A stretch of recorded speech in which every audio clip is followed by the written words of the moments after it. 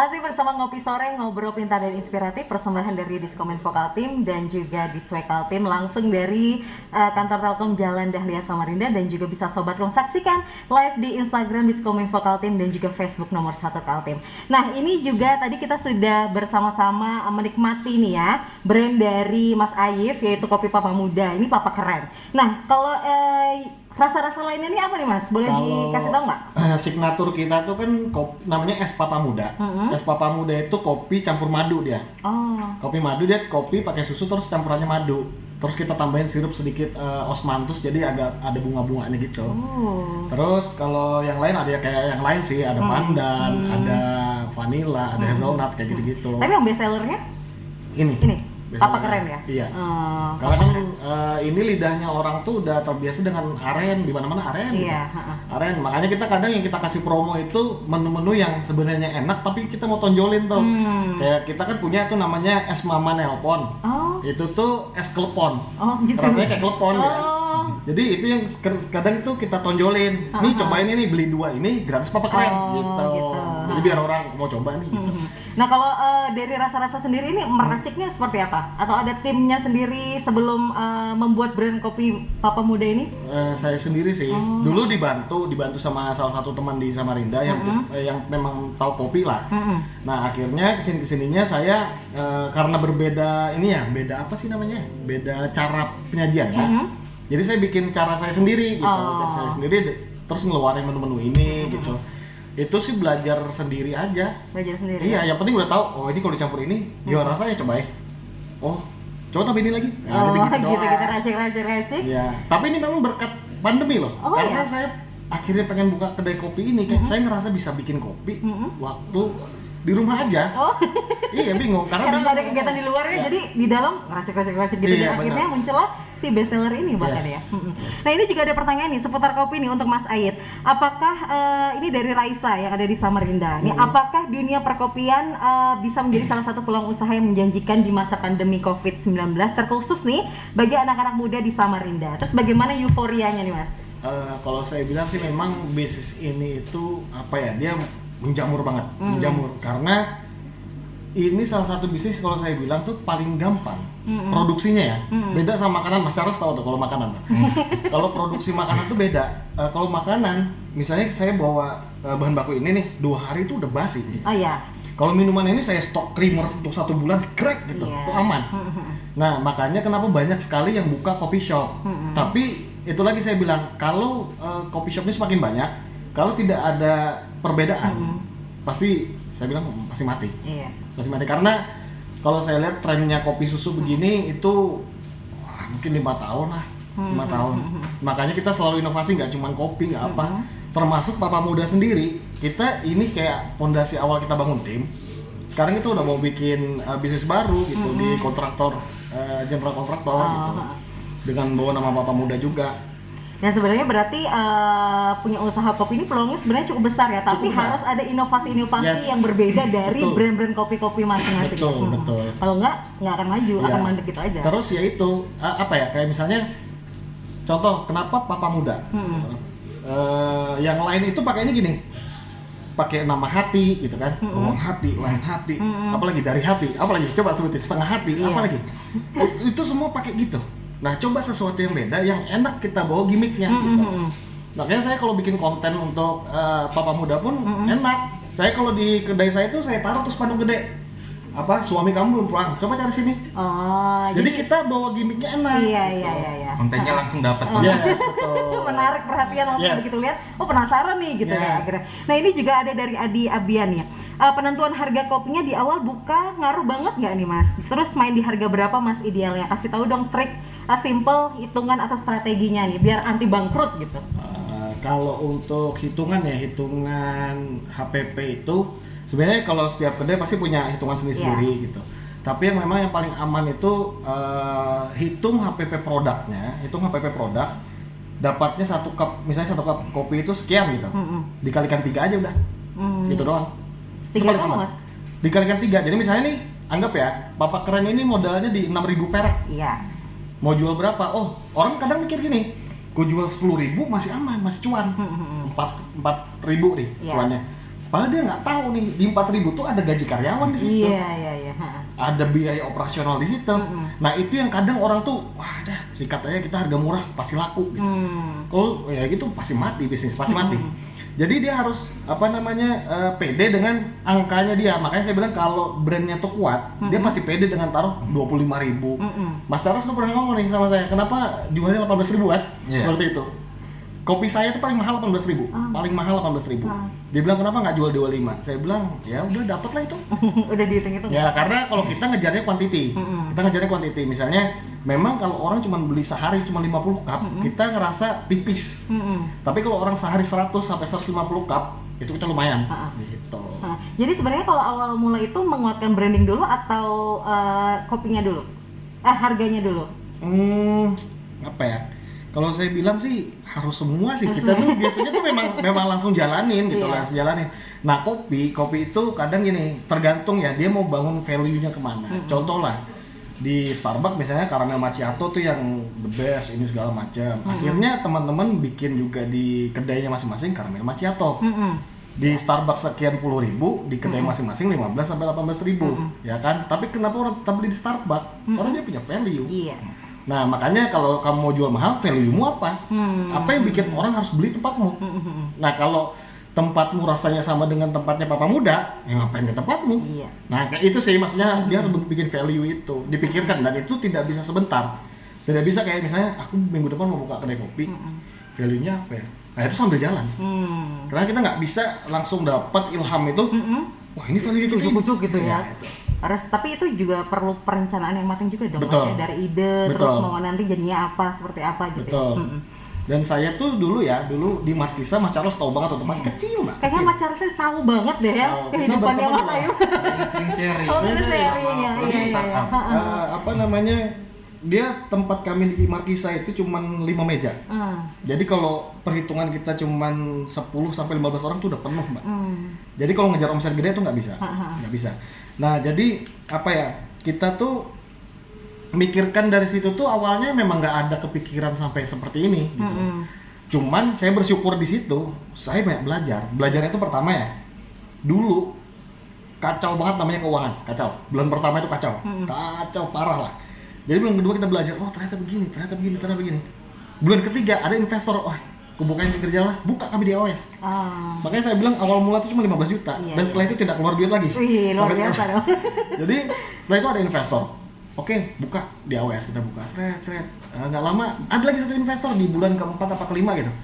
Kita buka lagi, buka gitu terus tuh. Jadi nggak ada perencanaan, tapi kita tahu bahwa saya gini, kita tetap fokus untuk ngebangun brandnya, tapi memang itu sesuatu yang tidak direncanakan. Biasanya gitu Mbak. Tapi biasanya kalau orang merencanakan sesuatu, itu biasanya mungkin terlalu fokus dengan rencana ya. Jadi pada saat di jalan itu nggak terlalu. Kalau saya bilang gini, biasanya contoh saya mau buat brand, saya ini ekspektasinya segini nih, segini ya. Tapi pencapaian waktu segini drop. Waktu drop sini, berhentian lah. Iya, nah, itu banyak banget. Nah makanya saya bilang saya dulu tidak banyak menaruh harapan yang harus begini. Ya jalan aja lah. Yang penting kita tetap fokus. Gitu sih. Oke. Nah kalau ini Mas Charles ini juga ada pertanyaan nih, juga dari Raisa di Samarinda. Nah gimana sih Mas dunia digital ini menjadi pilihan untuk mengeksplor kemampuan seseorang yang introvert di dunia nyata menjadi seseorang yang extrovert di dunia maya? Kalau saya ya intinya satu Mbak, terus berkarya. Jadi dari kita berkarya nanti kita bakal dapat banyak kemampuan di situ. Seperti yang saya bilang, ya saya dibilang saya ini ekstrovert juga enggak, introvert juga enggak. Jadi kadang ya kalau sama orang baru ya juga masih susah lah untuk beradaptasi. Tapi ya saya memberanikan diri untuk salah satunya adalah personal branding di media sosial. Kenapa? Gunanya apa? Untuk menunjang kepentingan bisnis kita. Seperti itu. Jadi contohnya kayak misalkan saya lagi buat artikel, misalkan saya punya kemampuan untuk bahas tentang SEO dikit-dikit, search engine optimization. Ya saya dengan kemampuan saya coba sharing. Mau orang lain itu ngomong kemampuanmu masuk segini sok sharing, saya nggak memperhatikan hal tersebut. Yang penting saya mau berkarya, saya mau membagikan inspirasi ke banyak orang seperti itu. Jadi Yang penting niatan saya tulus gitu loh Mbak. Jadi dari situ saya belajar, akhirnya belajar dan akhirnya bisa apa ya bahasanya membuat karya, membuat berbagai karya lah seperti itu sih. Nah ini juga ada nih Mas dari Sammy nih, ada Iya. tips nggak sih promosi di media sosial yang ideal supaya nggak terlihat spam seperti itu? Atau mungkin ada standar desain semacam itu? Kalau ini kita ngomong standar desain dulu ya. Standar desain sih tidak ada. Maksudnya semua bisa belajar. Kalau memang susah belajar pakai Adobe Illustrator, susah belajar pakai CorelDRAW, ada kok yang namanya Canva. Itu pakai apa? Canva. Canva itu gampang banget, tinggal kita belajar tentang positioning kak, tentang headline, tentang focal point dan sebagainya banyak kok di YouTube. Habis itu kita aplikasikan di Canva. Betul. Seperti itu. Jadi kalau dari desain yang penting kita sendiri mau belajar dulu. Nggak perlu kok yang lulusan desainer, lulusan DKV gitu nggak perlu. Yang penting kita mau belajar. Terus kalau ngomong masalah tadi maaf Mbak yang pertanyaannya. Tips promosi di media sosial yang ideal gimana? Tips promosi itu jadi gini, kalau saya kan kebetulan juga ada sedikit pengetahuan lah di konten marketing yang saya jalani sekarang. Jadi harus sering-sering riset Mbak. Sering-sering riset itu kita lihat kira-kira riset tuh banyak, bisa di YouTube, bisa di Google Trends, bisa di Instagram. Contoh nih, kemarin kan lagi rame di TikTok tuh yang Wen Pamungkas. Iya, betul. Ya. Nah, Betul. ini saya coba contoh dengan bisnis saya ya. Kebetulan Mas Aif ada ngomong nih, saya ngerti sedikit makanan. Saya kebetulan ada satu brand makanan cuma franchise. Nah, jadi saya sebut aja lah. Iya, nggak apa-apa. Ya lumayan sekalian Iya, promosi. betul, betul. Harus gitu dong. Kan aku udah promosi. Iya. Jadi nasi kulit surga, Oh, kalau nggak tahu ya, iya, itu iya, kan tahu memang banget kulit ya. ayam. Jadi kulit ayam nih, ini saya kasih berikan contoh satu aja biar siapa Mas Semi ngerti lah. Jadi misalkan Wen Pamungkas kalau makan nggak bisa sampai ke tulang-tulangnya, kalau sama kamu bisa sampai ke tulang-tulangnya, bisa tuh saya stitch. Daripada kamu makan tulang, mending kamu makan kulit ayam dari nasi kulit surga. Itu salah satu contoh konten yang akhirnya orang itu, kenapa namanya konten marketing, kita bikin konten untuk meng-attract orang. Orang jadi, wih kontennya menarik nih, dan akhirnya dari situ kita susupin marketingnya kita. Jadi dari situ akhirnya semua marketing itu berjalan smooth gitu loh Mbak, nggak melulu harus hard selling. Betul. Benar ya. Kalau hard selling, kalau kita ngomong hard selling, orang bakalan bosan. Kamu loh cuma nonjolin produkmu aja, seperti itu. Karena sekarang berbeda juga zamannya Mas ya. Benar. Milenial ini menangkapnya beda juga gitu. Iya. Nah, sebelum kita mengakhiri acara ngopi sore ini, mungkin yang pertama ada pesan dari Mas Aif nih untuk generasi muda yang ingin mendirikan startup atau pesan-pesan positif lainnya nih bagaimana? Apa ya? Pesan-pesannya paling jangan menyerah. Oh enggak, saya ambil satu kata ini yang memang satu kalimat dari istri saya yang sampai hari ini saya taruh di kepala saya. Ini di masa-masa sulit saya, istri saya tuh ngomong gini, sayang, mimpi itu memang susah untuk dicapai. Karena kalau mimpi itu gampang dicapai, orang tuh udah pada tajir semua. Nggak ada gelandangan, nggak ada gembel, nggak ada ini dan itu. Karena dia susah itu dicapai, kamu harus sabar. Ya begini prosesnya. Nah sejak itu, makanya saya selalu tanamkan ke adik-adik saya, bahkan sampai ke teman-teman di kedai saya, sampai karyawan-karyawan saya, ya harus sabar. Intinya sabar. Jadi membangun bisnis itu bukan tentang keuntungan aja ya. Betul. Jadi kalau orang lihat papa muda sekarang, wah anjir 6 bulan 4 cabang. Oke. Tapi 5 tahun di belakang itu aku hancur bos, gitu. Aku hancur, aku udah jalanin bisnis A, B, C, D, E, F, G, itu hancur. Dan ini hasil pengalaman kemarin, gitu. Ya semua itu butuh sabar, harus sabar. Ya itu sih pesan-pesannya. Sabar dan pengalaman sebelumnya itu dijadikan pelajaran. Yes, betul. Luar biasa ya. Kalau dari masyarakat sendiri? Oke, kalau dari saya sih yang tadi yang saya bilang prinsip hidup saya, bekerja, berdoa, sama beramal.